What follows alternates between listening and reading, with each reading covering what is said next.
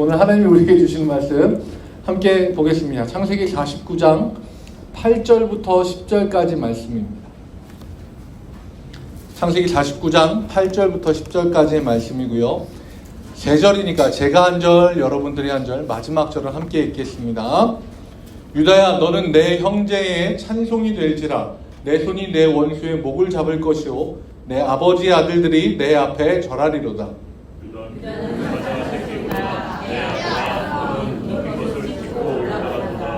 누가 그리고 웅크림이 찾아왔고 찾아왔으니 누가 그를 범할 수 있으리라. 함께 읽겠습니다. 규가 유다를 떠나지 아니하며 통치자의 지팡이가 그 발 사이에서 떠나지 아니하기를 실로가 오시기까지 이르리니 그에게 모든 백성이 복종하리로다.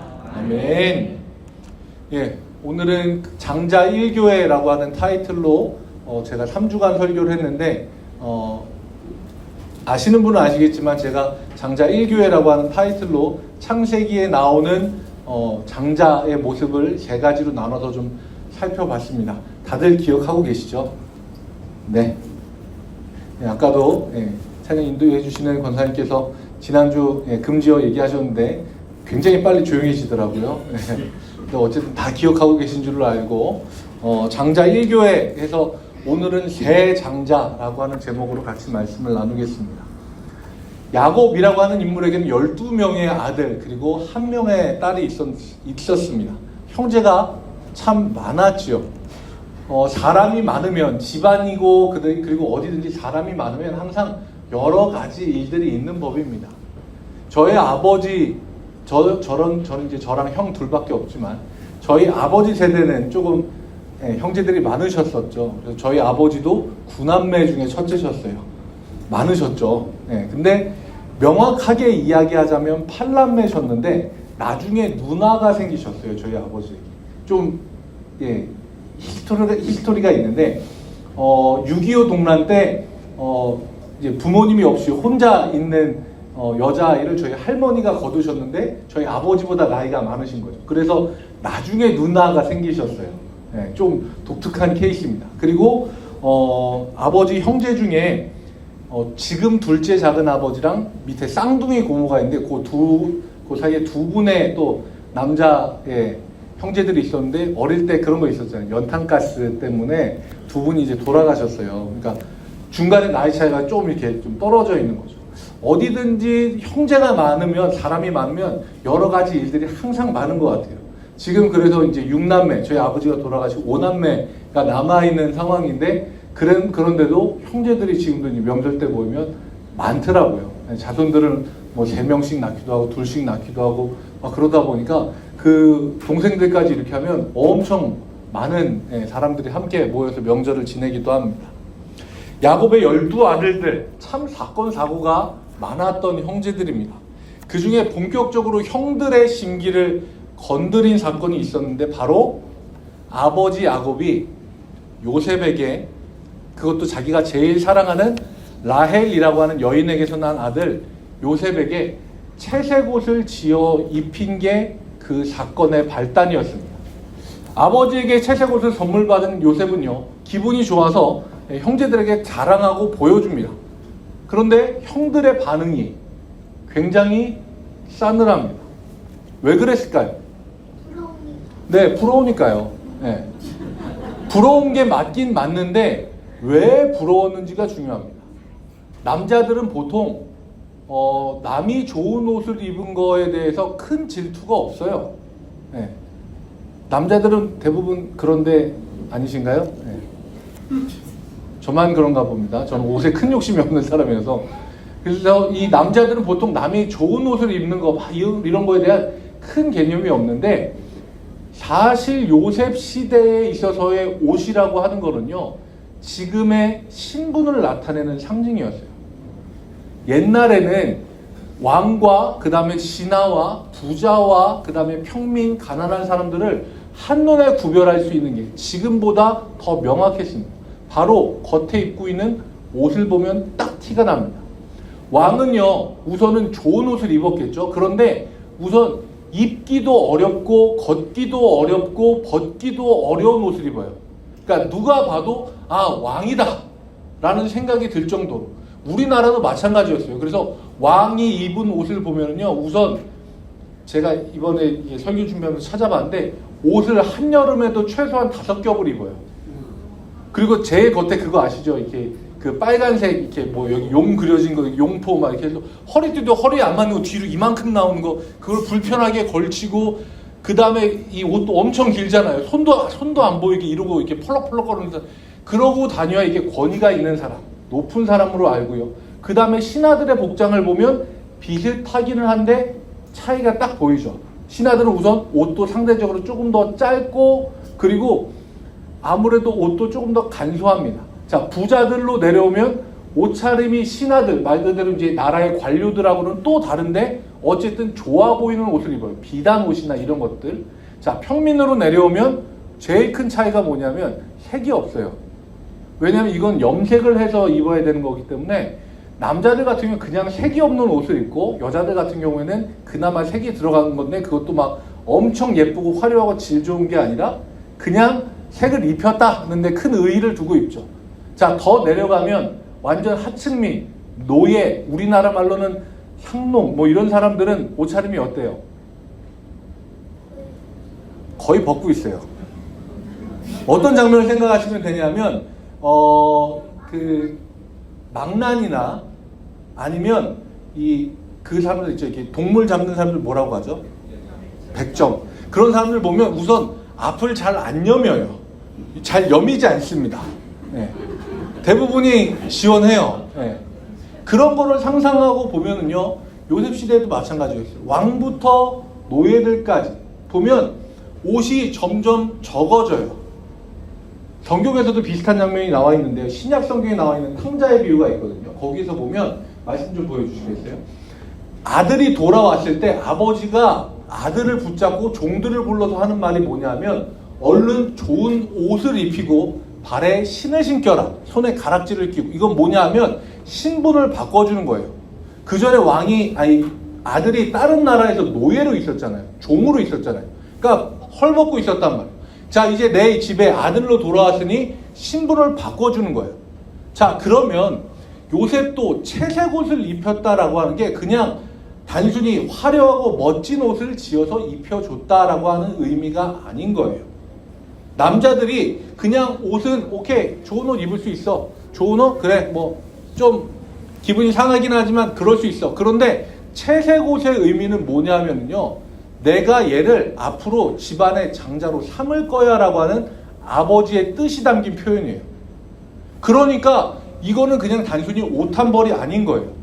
형들 입장에서는 앞에 10명의 형들을 싹 무시하고 아버지가 얘가 장자야 라고 딱 찍었으니까 형들은 이게 보통 기분이 나쁜 거를 넘어선 거죠. 자, 그런데 여기에서 눈치가 없는 요셉이요, 한 계단을 더 나갑니다. 아시죠? 꿈을 꿉니다. 꿈을 꿨으면, 심상치 않은 꿈을 꿨으면 조용히 입 닫고 가만히 있으면 되는데 참지 못하고 가서 형들한테 얘기해요. 아, 형들, 내가 어제 꿈을 꿨는데 말이에요, 형들이 묶은 곡식단이, 내가 묶은 곡식단이 절을 하네요. 안 그래도 아버지가 얘가 장자야라고 하는 거에 형들이 기분이 상당히 나빠했는데 거기에 요셉은 와서 기름을 붓습니다. 그런 분위기가 어땠겠어요? 정말 안 좋았겠죠. 거기에서 요셉이 지나가다가 형 발이라도 밟으면 바로 그냥 손찌검 나갈 수 있는 그런 분위기예요. 그런데요, 요셉이 꾸준함이 있어요. 다음날 다시 와서, 아시죠? 더한 얘기를 합니다. 하늘의 11별과 달과 해도 나를 보고 절을 하네요. 이쯤 되면은요, 요셉이 순수함에 탈을 쓰고 형들의 염장을 제대로 지르려는 게 아닌가라고 하는 합법적인 의심이 좀 들긴 합니다. 전 그러면서 이 성경 말씀을 보면서 영화 제목이 하나가 떠올랐는데, 구타유발자라고 하는 영화가 있거든요. 그 제목이 생각이 나는 거예요. 야, 이쯤 되면 형들이 때려도 무죄인데라고 하는 생각이 들 정도예요. 자, 그렇게 보면은요, 형들이 광야에서 구덩이에 요셉을 밀어넣고, 야, 얘 여기서 그냥 죽은 걸로 하고 가자라고 하는 게 이해는 안 되더라도 조금은 야, 그럴 수도 있겠다라는 생각이 들어요. 왜냐하면 이게 단순히 그냥 옷 한 벌 동생이 버릇없는 정도가 아닌 거예요. 얘가 그냥 지가 장자라고 지도 생각을 하고 아버지도 인정해서 옷도 입혀줬으니까 형들이 야, 우리가 얘 여기에 넣고 가버리면 어떻게 되나 한번 보자, 이런 겁니다. 12형제에게 있어서는요, 형제가 많은 만큼 장자라고 하는 게 너무너무 중요했어요. 그런데 오늘 말씀의 제목이 뭡니까? 세 장자예요. 야곱의 아들 12명 중에 3명의 장자가 나옵니다. 좀 이상하죠. 장자는 보통 한 명인데 세 장자가 나오는데 이 세 장자가 뭐냐면 첫 번째는 조건적 장자고요, 두 번째는 명분적 장자고요, 세 번째는 왕권적 장자예요. 하나하나씩 말씀을 드릴게요. 제일 첫 번째는 조건적 장자예요. 이건 뭐냐면 말 그대로 조건을 갖추고 있는 사람, 그냥 장자로서의 조건을 딱 갖추고 태어난 사람이에요. 첫째예요. 그냥 조건 자체가 말 그대로 장자일 수밖에 없어요. 누군지 아시죠? 야곱의 첫째 아들 르우벤이라고 하는 사람입니다. 근데 이 르우벤에게는 장자가 될 수 없는 결정적인 흠이 있었어요. 창세기 35장의 말씀인데요, 한번 보여주시겠어요? 성경에 나오는 얘기인데 르우벤이 가서 그 아버지의 첫 비라와 동침하매라고 되어 있어요. 지금은 이거 우리가 이거를 봐도 와, 이거는 너무 충격적인 일 아닙니까? 첫째 아들이 아버지의, 그러니까 자기 다른 형제의 어머니랑 동침을 했다는 거예요. 윤리적으로도 말도 안 되는 일일 뿐만 아니라 그 당시에 말 그대로 이 여성의 지위가 그렇게 높지 않았거든요. 그래서 그 말 그대로 부부의 관계에서 그 여인을 범하면은요, 그 남자랑 말 그대로 그냥 죽겠다라고 하는 거예요. 그 사람의 자리를 내가 차지하겠다라고 하는 거거든요. 그러니까 이거는 아버지의 자리를 넘보는 아들인 거예요. 도저히 있을 수 없는 일이 일어났어요. 게다가 그때 시대가 가부장도 그런 가부장이 없는 사회였잖아요. 아버지의 권위가 정말 하나님 바로 다음 이렇게 돼 있는 그 상황에서 아버지의 자리를 넘보는 아들인 거예요. 그래서 이 첫 번째 조건적 장자였던 르우벤에게 야곱이 유언을 하는데요, 49장 3절부터 4절까지 말씀인데 이렇게 이야기합니다. 야곱은 이 일을 평생 가지고 있어요. 유언인데 첫째 아들한테 하는 유언으로 하는 얘기가 이거예요. 그래, 너는 장자였고 능력이었고 내 기력의 시작이었고 위풍이 월등했고 권능이 탁월했다라고 하면 참 좋았을 텐데 탁월하다마는 하고 이제부터 다른 내용이 나와요. 너는 탁월하지 못하리니 내가 아버지의 침상에 올라 더럽혔으므로. 그러니까 너는 장자였지만 탈락. 야곱이 못을 박은 거예요. 너는 그래, 조건은 장자였는데 너는 탈락이야. 끝. 르우벤은 더 이상 자격이 없어 라고 하는 거예요. 지난주에 제가 나눴던 말씀의 내용은 기억 못하셔도 제목은 기억하셔요. 장자 1교회 그 다음에 뭐였냐면 조건은 아무것도 아니다요. 르우벤은요, 조건을 가지고 태어났어요. 아버지 입장에서 생각을 해도 기력의 시작이었고 위풍이 월등했어요. 그런데 아니에요. 조건 갖추고 태어났어도 아니에요. 탈락이에요. 자, 그러면 조건적 장자는 지나갔어요. 그러면 두 번째 명분적 장자예요. 야곱의 12아들, 이제 첫째 탈락했으니까 11아들 중에서 명분적 장자는 누구였을까요? 명분적 장자는 야곱의 뜻대로 바로 요셉이었습니다. 요셉이라고 하는 인물은 우리가 잘 알고 있죠.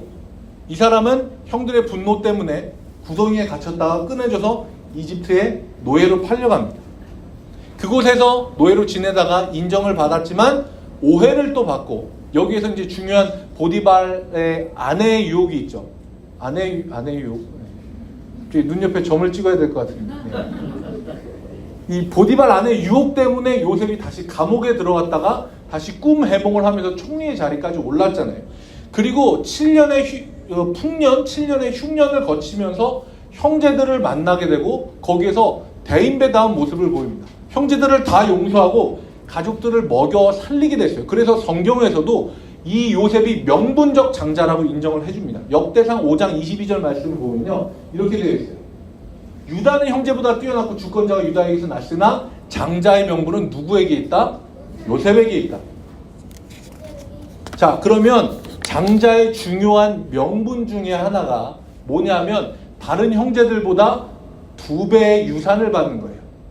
그런데 요셉이 재산이 많았잖아요. 이집트의 총리였으니까. 그래서 요셉은요, 2배의 재산을 받는 게 아니라 뭘 받냐면 2개의 지파를 받아요. 르우벤 지파, 뭐 레위 지파, 시몬 지파 다 있잖아요. 그런데 여러분들 요셉 지파라고 들어보셨어요? 들어보셨다라고 하면 문제가 있는 겁니다. 성경에 안 나오거든요. 왜냐하면 요셉은 장자의 몫으로 2개의 지파를 받아서 자기의 2 아들을 그 지파의 장으로 세워요. 에브라임 지파, 므낫세 지파 이렇게 세우는 거죠. 자, 그럼 이스라엘은 12지파일까요? 13지파일까요? 갑자기 헷갈리시죠? 분명히 12지파라고 알고 있었는데 갑자기 장자의 명분으로 2개가 되니까 이걸 어떻게 12지파도 맞고요, 13지파도 맞아요. 왜냐하면요, 숫자로 세보면 13지파인데 여기에서 제사장 지파인 레위 지파는요, 각 지파로 다 흩어져요. 땅을 차지할 때는 그 레위 지파에게는 주어진 땅이 없어요. 그래서 땅을 차지할 땐 12지파가 맞습니다. 12지파면서 13지파인 거죠. 이 이야기 잠깐 딴 데로 지나가긴 했지만 명분상의 장자는 요셉이었어요. 그렇다면 세 번째 장자, 왕권적 장자가 있는데 이건 바로 조금 전에 우리가 말씀을 본 것처럼 유다인 거죠. 그런데 유다가 왜 됐을까를 여러분들은 혹시 고민을 해보셨나요? 저는 성경을 보면서 좀 많이 찾아봤거든요. 그래서 저 나름대로 이유를 좀 찾아봤어요. 오케이, 르우벤은 아웃, 무조건 아웃, 얘는 무조건 아웃. 자, 그러면 둘째랑 셋째가 있는데 둘째가 시므온, 그 다음이 레위라고 하는 형이 있거든요. 자, 그런데 이 형들에게도 문제가 있었습니다. 창세기 49장 말씀이에요. 길죠? 짧게 제가 단어만 보시라고 단어만 색깔을 했는데 시므온과 레위에 대해서 야곱이 이야기하는데 안 좋은 단어는 다 나와요. 칼, 폭력, 분노, 혈기, 노여움, 분기. 이렇게 된 데는 하나의 사건이 있었습니다. 12명의 아들과 딸 하나가 있었거든요. 디나라고 하는 딸. 근데 이 디나가 동네에 나갔다가 그 동네에 있는 청년, 그 중에서도 그 부족의 제일 높은 왕의 아들에게 모욕을 당해요. 그래서 이걸 참지 못한 시므온과 레위가 이 사람들을 속입니다. 오케이, 자, 우리 누이를 너희가 욕보였으니까 이제 너희랑 우리랑 한 형제다, 가족이다. 근데 우리는 민족적인 전통이 있다.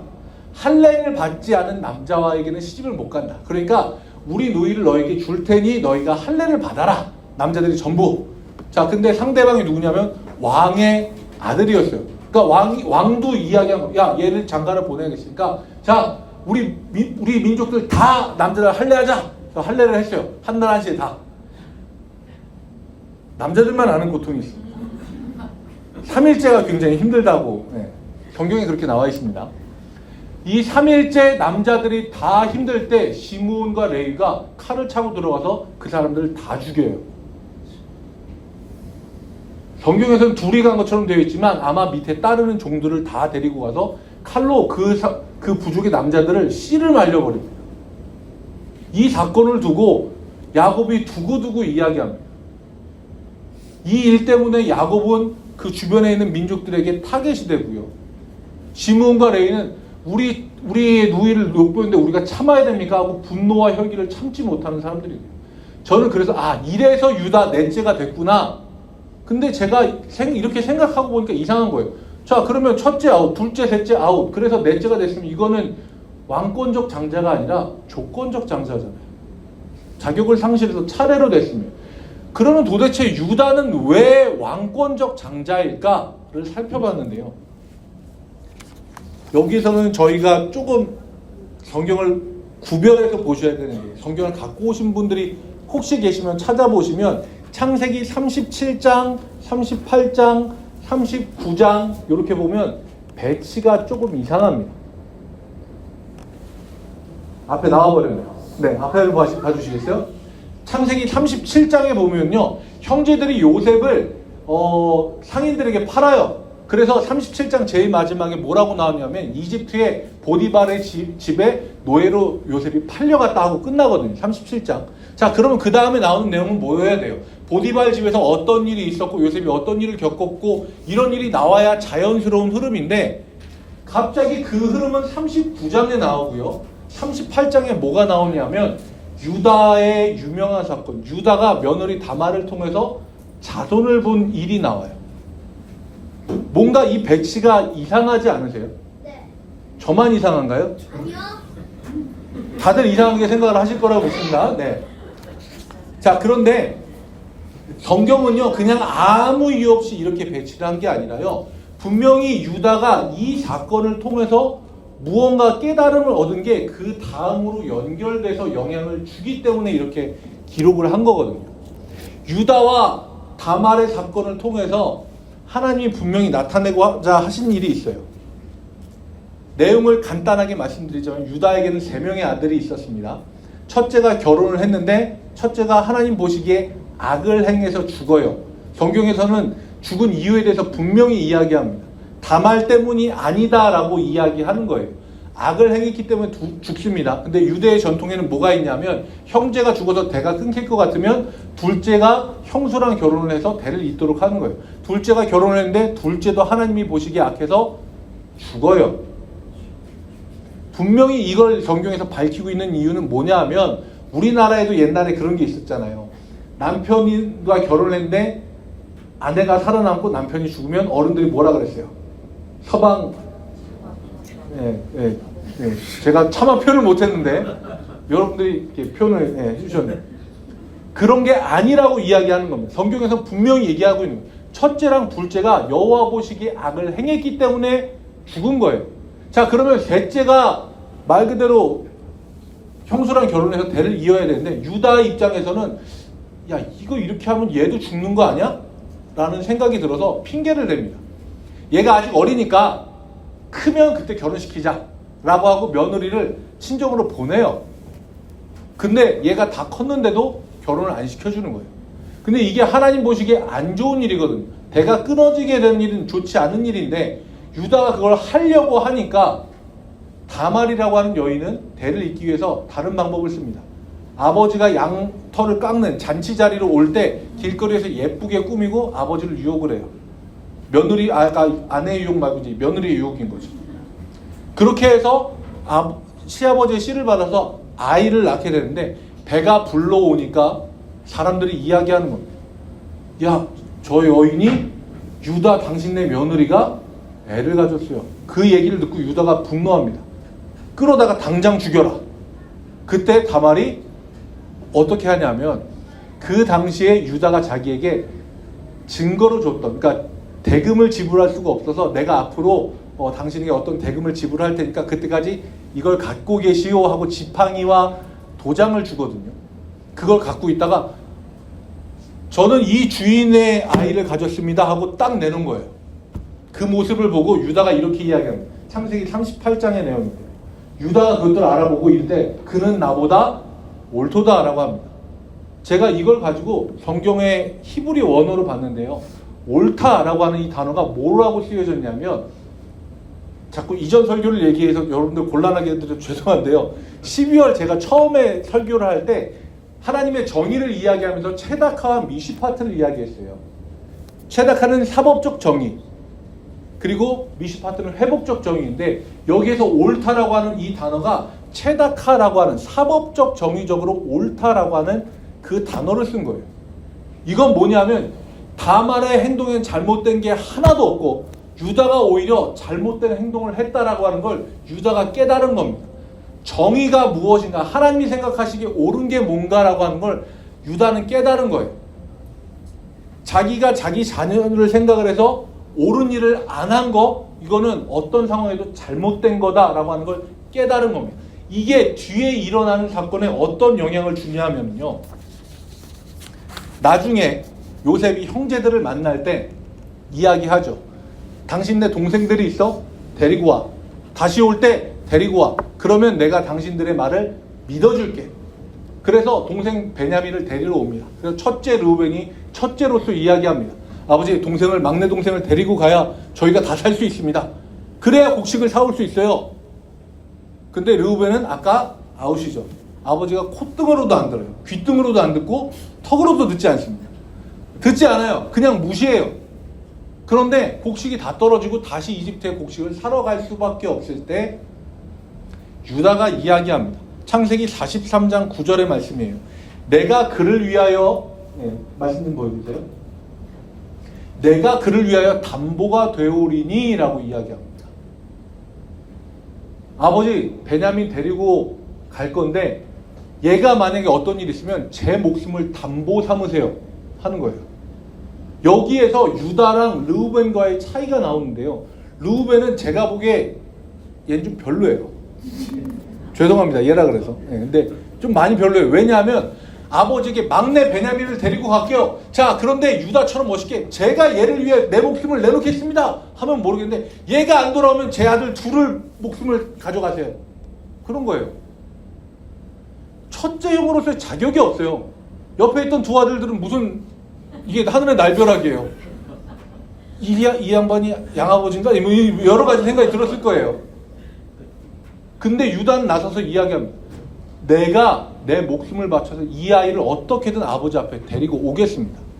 그런데 이게 그냥 아버지한테 잠깐 베냐민 빼오려고 한 이야기가 아니라 진짜 진심으로 한 얘기예요.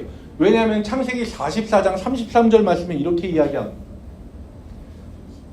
요셉이 은잔을 가지고 막내 동생을 자기 곁에 두려고 하잖아요. 그래서 야, 쟤만 종으로 삼고 나머지는 다 가. 그때 유다가 나서서 이야기하는 거예요. 이제 주의 종, 저를 종으로 삼으시고 제가 이 아이 대신해서 종이 될 테니까 이 아이는 형제들이랑 같이 돌려보내 주십시오 라고 왕 앞에서 이야기합니다. 왕이 아니라 요셉 앞에서, 총리 앞에서 이야기하는 거죠. 진심인 거예요. 그리고 한 가지 더, 이집트에 와서 형제들이 어려움을 계속 당했잖아요. 처음에 왔을 때 다짜고짜 총리가 야, 니네는 간첩 같아, 니네는 정탐꾼 같아, 오해를 다짜고짜 받았고, 그 다음에 동생을 데리고 왔는데도 동생 짐 속에서 은잔이 나오고, 그뿐만이 아니라 곡식을 사갖고 갔는데도 막 돈이 도로 막 들어있고, 그러니까 엄청 힘들었단 말이에요. 그때 형제들이 무슨 생각을 하냐면 동생 요셉에 대해서 생각을 합니다. 말씀 좀 보여주세요. 창세기 42장의 말씀인데요.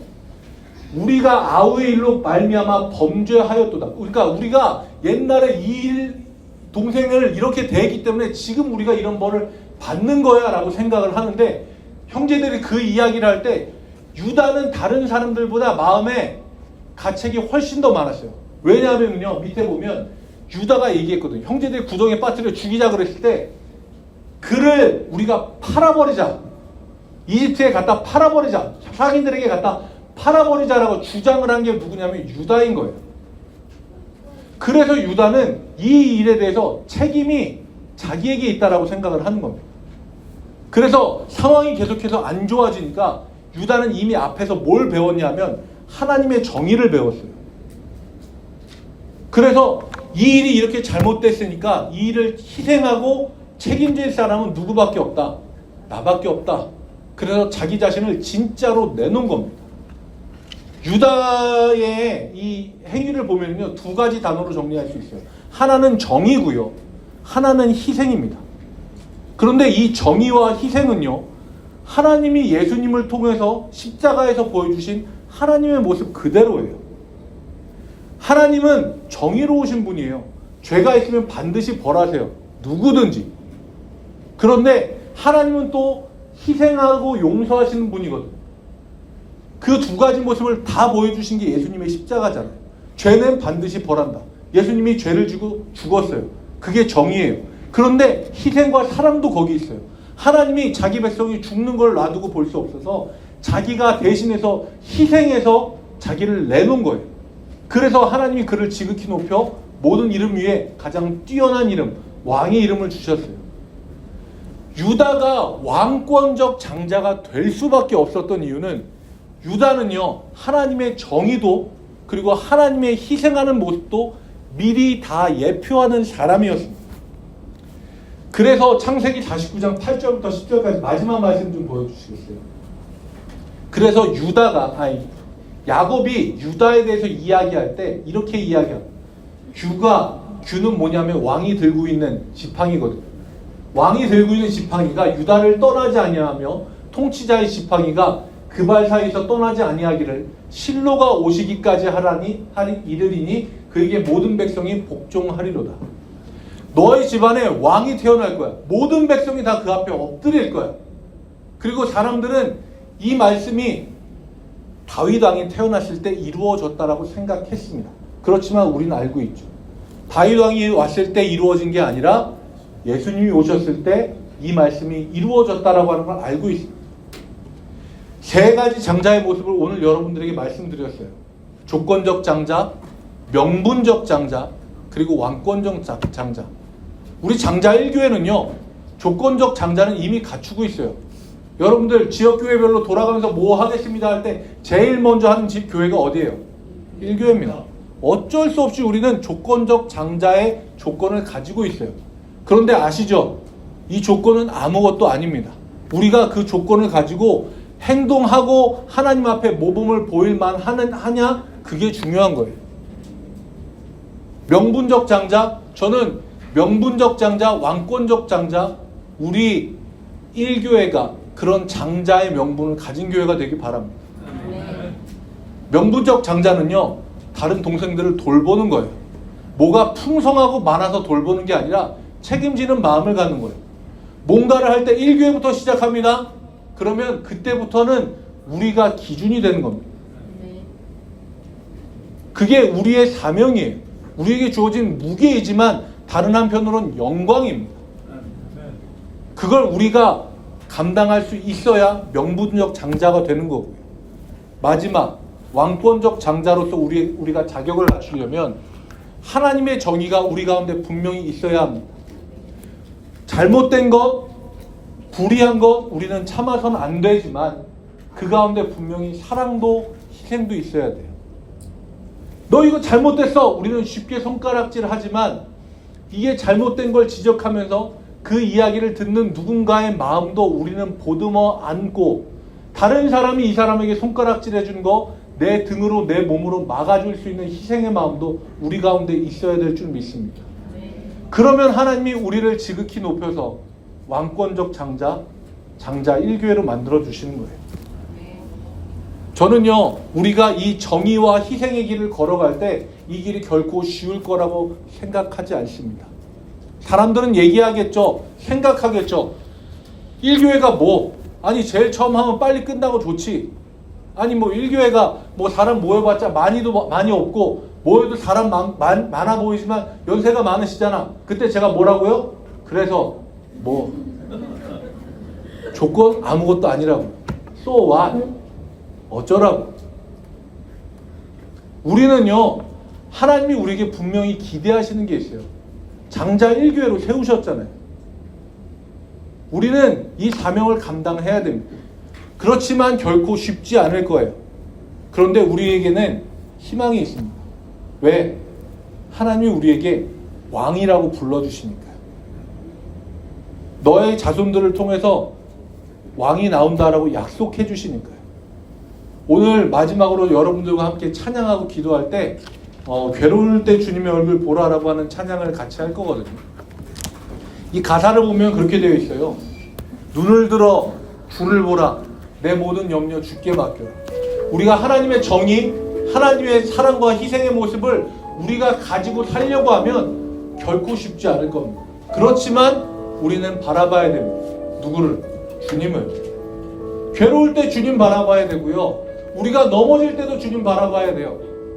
내가 잘못한 게 너무 많아서 하나님 앞에 나갈 수 없을 것 같아요. 아니요. 그 얘기는 뭐랑 똑같으냐면요. 난 아픈 데가 너무 많아서 병원을 갈 수가 없어요. 의사 선생님 보기 민망하니까. 이 이야기랑 똑같은 거예요. 우리가 괴롭고 힘들 때 어디 가야 돼요? 하나님 앞에 나와야 되고 우리의 눈을 들어서 주님을 바라봐야 됩니다. 그럴 때 하나님이 우리에게 힘을 주세요. 장자로서의 역할을 할 수 있는 힘을 주신다고. 그 힘을 여러분들 안에, 우리 모두 안에 가지고 정말로 장자로서의 사명을 감당하는 우리 1교회 모든 성도님들 되시길 주님의 이름으로 축복합니다. 함께 찬양하고 같이 기도하겠습니다.